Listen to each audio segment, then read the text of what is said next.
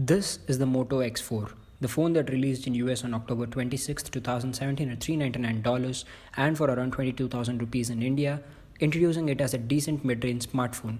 This was a creative project considering that much of Moto's smartphones had flopped once Lenovo had brought the otherwise good company. So is the Moto X4 any good in the late 2018 or early 2019? Let's find out.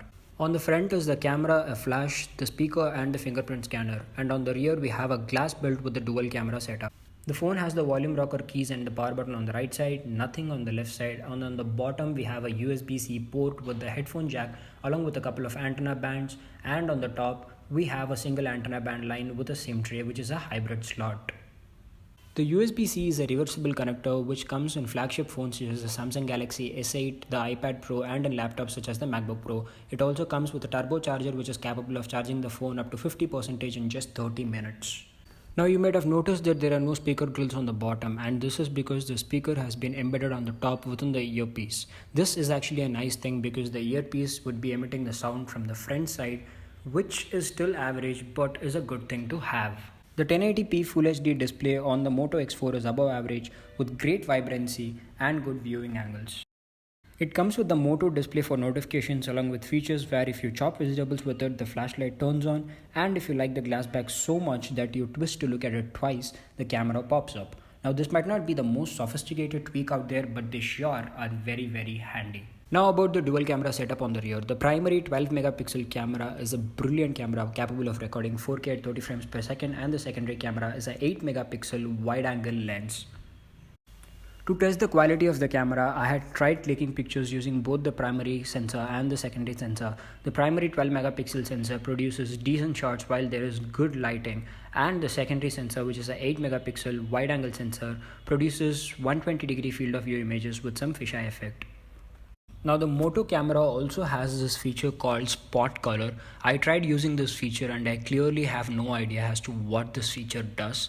I tried increasing that thing in the bottom. I really don't know what it is for. It is not picking any color and it does not change the image in any way.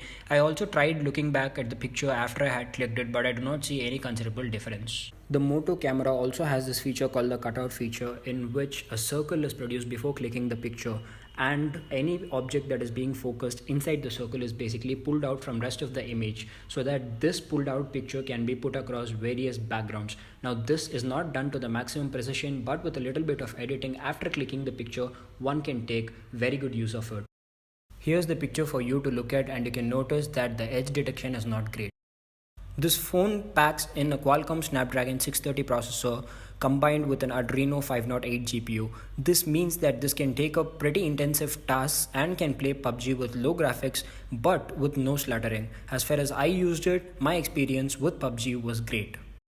This beautiful glass integrated device comes with Android 8.0, which is the Android Oreo out of the box. I know that this is not the latest and the greatest Android 9 Pie, but considering the fact that most of the phones still run on Android 8.0, you cannot call this phone outdated in terms of software. Now this phone also comes with 3GB 32GB variant along with 4GB and 6GB RAM variants with a 64GB internal storage. I personally have the 3GB 32GB variant here and I clearly do not suggest it. I definitely would not think twice to call the Moto X4 a beautiful build considering its rear glass panel and the beautiful 16:9 aspect ratio front display. Now this combined with IP68 water resistance also means that you could give your phone a little bath and there sure would not be any water damage to your phone.